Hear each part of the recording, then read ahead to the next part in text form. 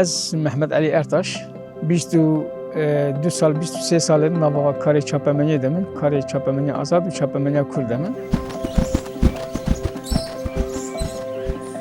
به آژانس نوچان آدیجلی دی هایده دست به روزنامه گری کرد یعنی پشتی کو آژانس دی های هات گرتن دی خبری ده من بردام کرد پشتی دی خبر هات گرتن من د مزوپوتامیا دی بردام کرد پشتی مزوپوتامیا جدر دمک در باسی روزنامه خوبونه بون و جورجی سالک بره آژانس ولات هات آوا کردن وکی سازمانکاری آژانس ولات من د آژانس ولات دیسا روزنامه گری خو بردام کرد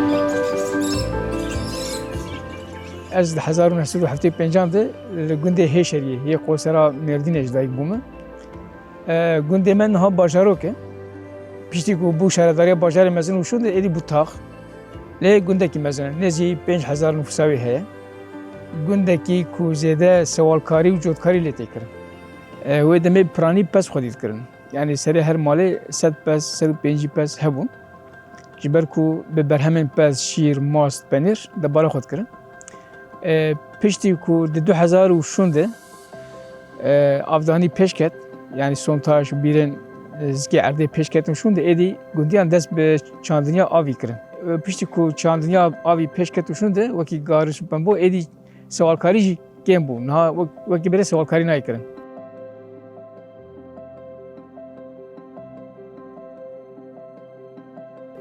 دما کو از شوم دبستانا سرطایی حتی پولا پنجان من لگوند شوانتید کرد شوم علنج شوانتیا روزه 5-6 ساعتان لبرتابی لبر گرماهی دمینه و دما کو از شوم علنج و شوم جمپز مشوانتید کردی ما دهمان دمید دبستانش دخوند یبانا کو درس ما باش بن ما پرتغالی خو و دفتر خوش بخورد برن و سر ما دخلت چنته خو الودري مدرسات خبتين جبنا ويجي يعني هذه زده درس مي ماتماتيكي باش بون ودمي ام الدرس انجليزي خبتين دما كنت شوم اورتا وليسه من نزي 3000 بيبن انجليزي جبركو استاني بون ازو باس بون يعني جبري ما صعوبات كثير نذكر مجبور ام درس خبتين درس ما باش بون بيوالي ابشتم شون ليسه من مردين خوند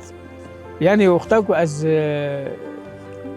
دشوم ليسه كو مديت روزنامه كردي هي موت دمكي كرديجي يعني چما دماكو امشون دبستانه هرتش تركيه خوندن تركيه نفساندن تركيه حتى بولاسياج من تركي نزايبو يعني جبركم بالتركي نزاي ما مستجي فهم نذكر دما شوم ليسه ومديت كو روزنامه ولاتها وبكردي تنفساندن بر بالام كشان demek ki Kürtçe zamanı wan heye و نویساندنا wan heye و karim binivîsînin karim bixwînin jî bala min û eleqeya min hemberî Kurdî bêtir pêş ket her hefte ez çûm bayiyê min ji bayiyê rojnameyê welat distend û min hemû nivîseyê welat dixwendin yani serî heta binî ji ber ku heftê rojekê bû û yani me ji xwe dayîk û bavê me û malbat hemû bi Kurdî daxivin kesê bi Tirkî daxiv tune û Kurdî ji bala me dikişand bi taybetî nivîsandin û xwendinê bala me dikişand شوية دمدم مرقامي الهمبري كردي تشيبو يعني دمكو أميرو بيجن شما از روزنامه گريكي كردم و روزنامه گريا كردي دكم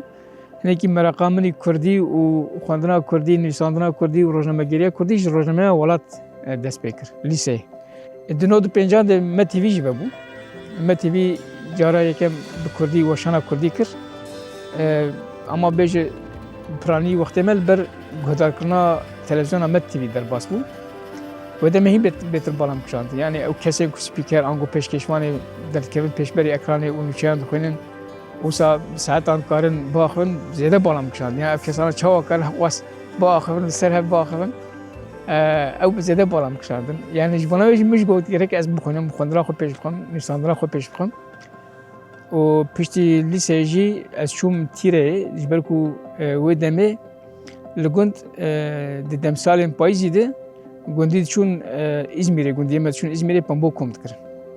بری کو افغانی گوندی پیش بکوشونده diçûn li İzmîrê pembo kom dikirin. Ez jî salekê 2 sala buhar çûm hem karê çapeya pembo hem jî karê komkirina pembo li gel malbatê û li İzmîrê jî piştre me zanîngeh derxist. Zanîngeha 100. yilê û beşa çandiniyê ya Fakülteya Ziraetê me li Bidrîyê qezenc kir. Wexta ku ez çûm zanîngeha 100. yilê ji we demê Azadiya Welat hebû. Azadiya Welat rojane heftane dîsa dihat çapkirin. We demê jî ciyên bayiyên ku lê dihatin firotin hebûn dîsa biroya rojnameya Azadiya Welat hebû nava wanê em diçûn wê derê me diçûn rojname ji wê derê digirtin û dîsa me hem dixwendin û hem jî me bi hevalê xwe dida xwendin. Wê demê xwendina me û eleqeya me li hemberî Kurdî û rojnamegeriya Kurdî bêtir pêş ket. Di wê naberê de 2002 de ajansa Dîhayê vebû. Ajansa nûçeyên a Dîcleyê. Di 2003 de jî êdî me biryar da ku ez di ajansa Dîhayê de ajansa nûçeyên a Dîcleyê de bixebtim. Wala min serlêdan kir ez çûm Stenbolê min Stenbolê dest bi stajyeriyê kir. Dema ku ez çûm Stenbolê ji ber ku cara yekem ez ê biçim Stenbolê. Stenbolê nas nakim ciyekî çawa ye ez ê çawa karim lê bijîm. Bi rastî me gelek zehmetî lê kişand. Nava du meha de Stenbolê mam diçim wê demê kompîter tune ne wêne kêş tune ne kamera tune ne yani hene pirin dikin. Ji bo ku pirin dikin em nikarin bi dest bixin em nikarin li ser wêne kêşê bixebtin em nikarin ser kamerayê bixebtin em tenê ji xwe temaşe dikin. Wisa ser maseyê em temaşe dikin acaba vê çawa dixebite çawa dîmenan dikişîne çawa wêne dikişîne wisa bala me dikişîne. Piştre gotin gerek tu ser 10 tiliya bixebte wê demê 10 tiliya hebûn. Baş ez ê ser 10 tiliya bixebtin de kompîter tune ne yani her kompîterek hevalek edîtör serê. Wê çawa be wala lazim kompîter vala bibe piştî vala bûşûn de gerek tu ser 10 tiliya bixebte. Piştî pênca şûn de hêdî nû ser kompîterekê rû diniştim ji pênciyê varî heta yazê şevê em ser 10 tiliya dixebtin 3-4 roja 5-6 rojan wisa me cehet kir û me hewl da ku ez bielmin yani me got gerek ez vî karî fêr bim. Nava heftakê din min 10 tilî fêr kir.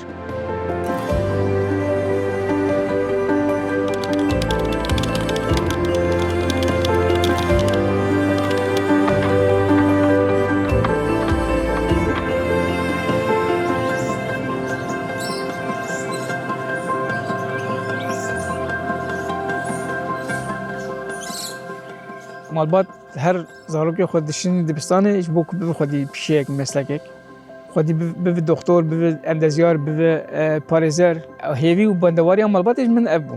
Gotin te heqwa sal xwendiye, me heqwa sal bi ter tab dîtiye û me ket dayî te.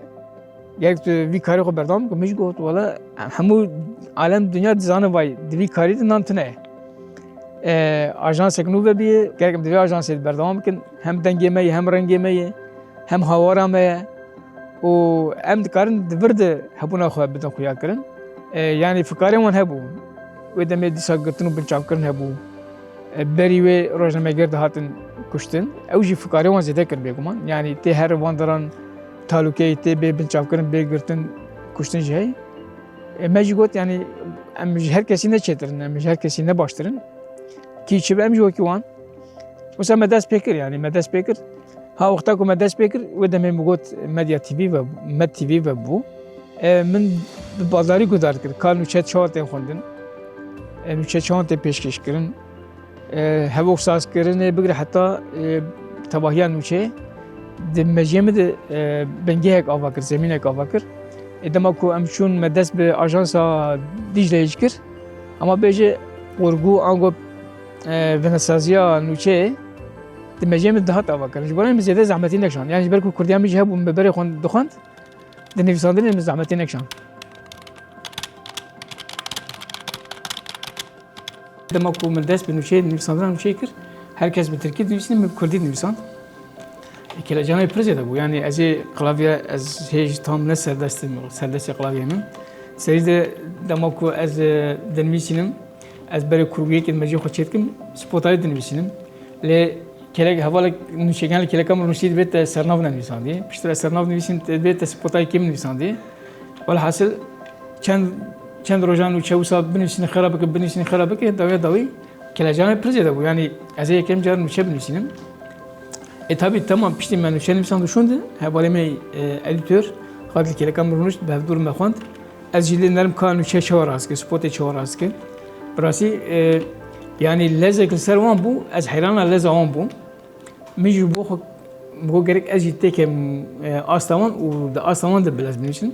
Pişti kuma bevdurun uçakwan و abi ser malpare yani yekem car uçağım kevser malpare edi demek ezevi karım beter hem bavrek damın hem kelacanak damın hem iş beter hezek damın yani o hezavi mgot edi ezi karım uçağı yekem ku kevser malpare mgot tamam yani edi megava aul avet ku megava aul avet gavet ne iş perveren ve beter kelacan و hez damı و bu şekilde dest bir nüsandına uçağın و روزنامه gerekir.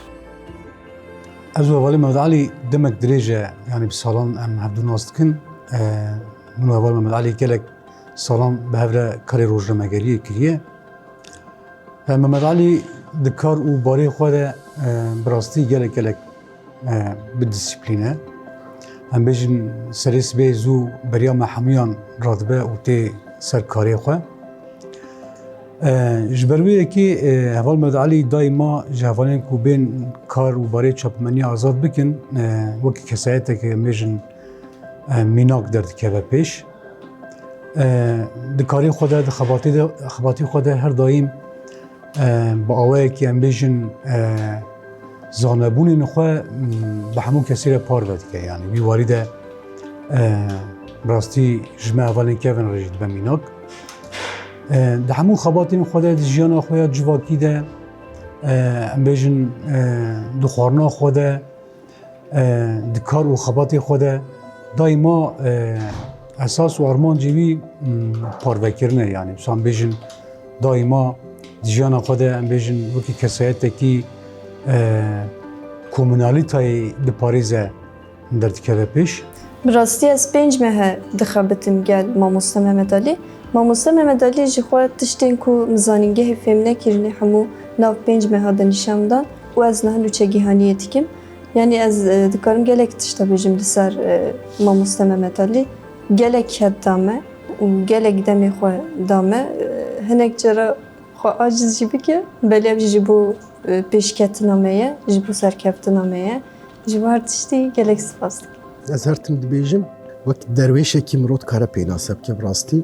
Di nava çapemeniya Kurd de hinekî ew taybetmendiyê wî yên xweser hene. Ji hêla jiyanê de, ji hêla mesela avakirina nirxa de, di hêla em bêjin têkilî û danûstandinê hevala de, an jî kirina kar û xebatê xwe de mirov dikare bêje xusûsiyeta wî bi xwe ye yani. Xwegihandina wê xusûsiyetê hinekî zehmet e. Ji ber wî yekî mirov dikare bêje yani Mehmet Ali kesekî xweser e yani nimûne ye. Yani ji bo me jî, ji bo çapemeniya Kurd jî. Mesela jê re derfet û filan û bêvan tiştên wisa dunyevî qet nemihînin. Ya tucar ji xwe re nabîne yani wek asteng ji xwe re nabîne. Ji ber ku jê re tiştek nabe asteng aslında ew rihê wî yê derwêşane jî mirov dikare bêje ji wê dirêtî. Hem ji bo me hevalên wî hem ji bo em dikarin bêjin hevalên me yên ku nû tevlîvan xebata dibin dîtina wî nasîna wî pêre xebitandin şanaziyek ye yani mirov dikare bêje kêfxweşiyek jî. Ez bawerim yani dibe ku hin tişt guherî bin li gorî rihê demê û filan û bêvan ama xwe piyagirtin û hinekî em bêjin ew tiştên ku dihat xwestin pêk bên û mezin bibe û berfira bibe hinek bi wê ve girêdayî bû yani ji wê rihê tê. Tabi ew rih her tim ji zindî dihêle. Ew rih her tim mezin dike pêş dixe. Yani ew rih çima mezin dik û zindî dike ji ber ku tu zanin ser heqîqetê yani zaten dibin ya em şopdarî heqîqetê ne. Lê bedelê giran jî hatin dayîn ji bo wî awê. Bêguman. Gelek heval can dan, rih dan, xwîna xwe rijandin.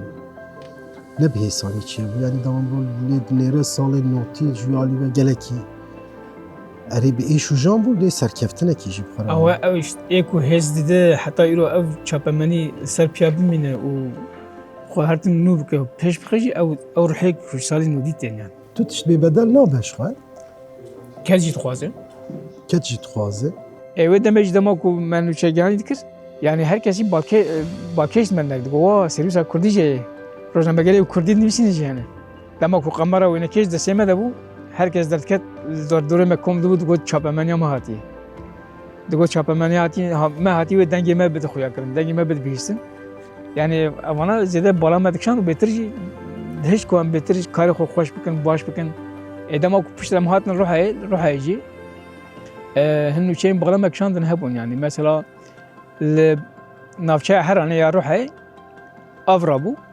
Wê şevê jî av baran pir bariya bû. Zêde baran bariya. Gotin lehî rabî ji ber lehiyê av li Heranê rabî û bi hezaran hektar pembo dibin avê di mayê. Em çûn wê dirê bi rastî jî yani xanî dibin avê di mabûn, dibin heriyê di mabûn. İnsan heta vê dirê wan di heriyê de yî. İnsan ji bo ku nikarin Rihayê tiştan datên ser serê xwe dimeşin. Me lêkolîn kir me dît ku ne ji ber baran zêde bariyayê û lehî rabîye av li Heranê rabîye. Dema ku baran zêde bariyayê ji bona ku bendava Bapê bendava Atatürk neteqe çavê zêde vekirinin tevbî lehî ser Heranê derbas bî. Ji ber ku av dibûre derbas bi qanala avê dibûre derbas be. Lê ev veşartin yani. Yani ew nûçe me çêkir û ew rastî bû şiklî dîtin. Yani vêna bala me dikişin demek ki ku rojnamegerî divir di çi qasî girîng e.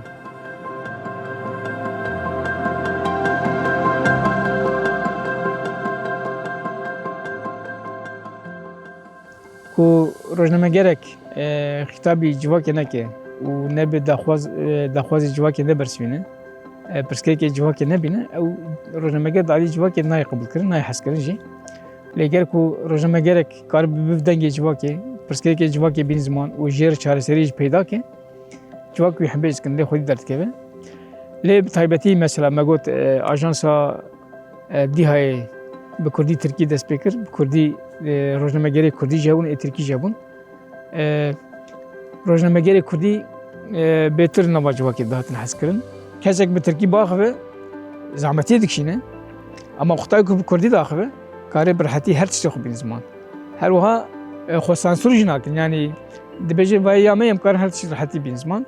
Yani ji bona wê jî Kurdî gelek hezkirin. Mesela çawa Azadiya Welat dibêjin dibistana Kurdan ya Kurdî ye ji bona Ajansa Mezopotamya jî dibe dengê Kurdan. Yani wisa tê pênasekirin. û dema ê hatin jî serî de yani em dê pîvana me çi Ajansa Kurdî de bixebite divê berî tu Kurdî zanibe. Ji ber ku tu li Kurdistanê tê rojnamegerî bike.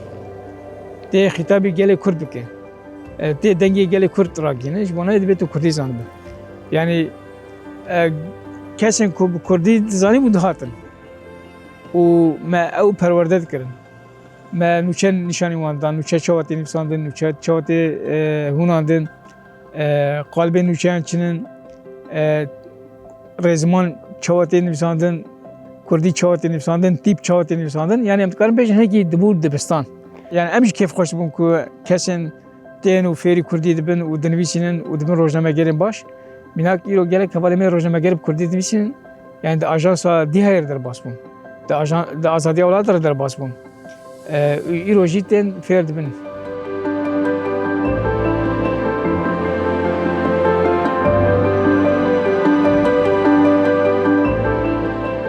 Dema ajans vebû li Stenbolê jî operasyonel hemberî wê çêbû. Di 2011 de jî dema li Amedê ez hatim Amedê min demekê li Amedê rojnamegerî kir. Li Amedê jî li dijî Dîhayê operasyonek çêbû. Wê demê gelek alav û amûrê me desteserkirin û gelek hevalê me rojnameger jî hatin çavkirin. Yani tiştê ku wê demê zêdetir bala min kişand û bêtir got gerek tu vê rojnamegeriya Kurdî heta dawî bike. Dayîkê me hatin reheştin kamerayê me gotin em ê rojnamegeriya we em ê bikin. Heta derketin kolanan li şûna me wê nekişandin, dîme kişandin. Gotin dibi ku îro hûn bên biçavkirin, hûn bên girtin, alav û amûrê we bên desteserkirin lê em her dayîkek hem her welatiyek em ê bibin rojnamegerek. Yani vêna hêj ku me dît ku em nebê xwedînin û gelê me li me xwedî derdikeve. Dema ku em dibin deng û hawara gel gel jî dengê xwe û hewara xwe dûr dibîze li me xwedî derdikeve. Çi cara ku li dijî rojnamegeriya Kurd, çapemeniya Kurd, rojnamegerên Kurd zext zêde dibin, xwedî derkete jî zêde dibin. Yani wisa hevdû bêtir hembêz dikin, hevdû bêtir diparêzin û bêtir li rojnamegeriya Kurdî xwedî derdikevin. Mesela sê-çar hevalê me hatin biçavkirin û hatin girtin, düşünewin hevalên nû hatin, ji taxan hatin, ji kolan, ji xwendekarên zangehê hatin, ciwanên taxan hatin û gotin êdî me biryar da em ê vî karî bikin. Gotin dibe ku sazî bêgirtin lêbelê em ê wekî kesên dildar tev li refê çapemeniya azad bibin, dibe ku cîwarê me tune be, em ê li qehwa jî bikin, li parkan jî bikin, heta wê dema ku dîha hat girtin û piştî wê dîha bervebû lê rojnamegeran li parkan, li qafeyan, li qehweyan, dora sandalyeyan, masayan kombûn li wê dirê ser masayan nûçe nivîsandin. Çünkü bu ajans karanlıklara aydınlığa çıkaran bir ajanstır. Bu ajans AP Musa'nın mirasını devralan bir ajanstır. Bu ajans Mazlum Erenci'nin mirasını devralan ajanstır. Bu ajans hiçbir zaman diz çökmeyecektir, çökmeyecektir. Bunu ben de bilirim.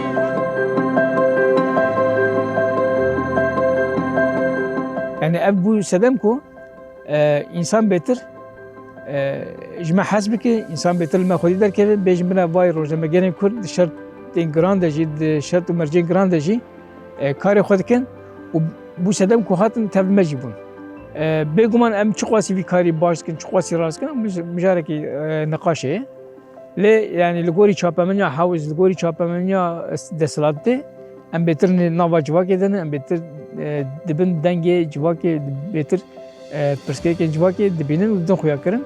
Ji bo navê jî em karin bêjin civak bêtir li me xwedî derdikeve û xwe di me de dibînin. Yani wekî eyna xwe me dibînin.